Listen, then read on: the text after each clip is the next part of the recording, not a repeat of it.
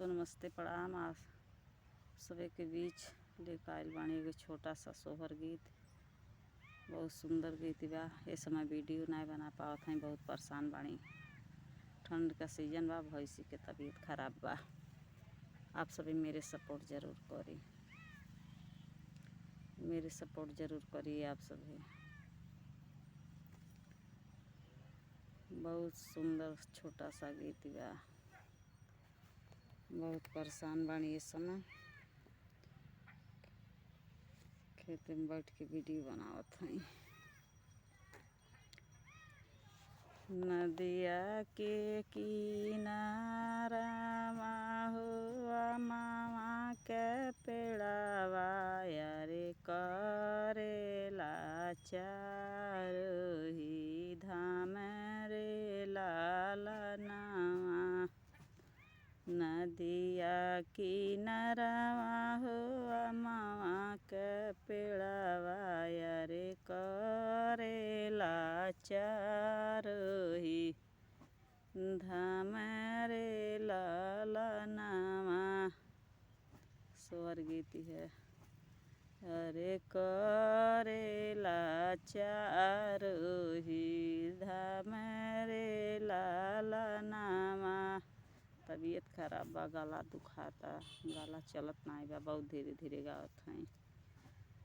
चारोही धाम करे मामा के सोड़िया यारे गंगा जी से करे आसनान रे लालनावा।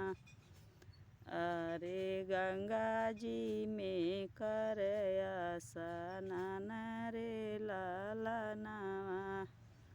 नदिया किनारा हुआ मामा के पेड़ावा यारे मामा के पेड़ावा।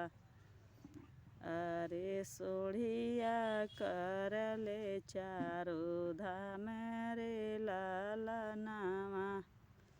होता सुबेरे मामा गंगा जी नहाल रे लालनावा यारे गंगा जी में मारेल डुबकी रे लालनावा यारे गंगा जी में करे आसनान रे लालनावा।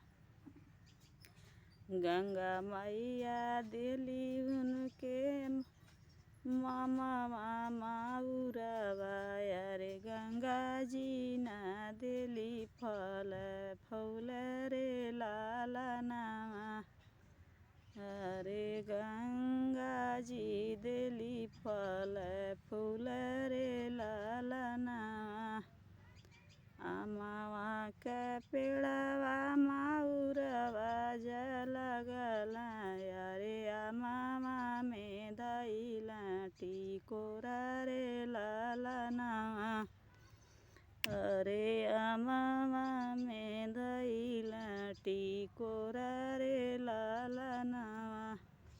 जब टिकोरावा में फल फूल भइल, जब टिकोरावा में फल फूल भइल, अरे गंगा मैया कर रखवारी रे लालनावा। अरे गंगा मैया कर रखवारी रे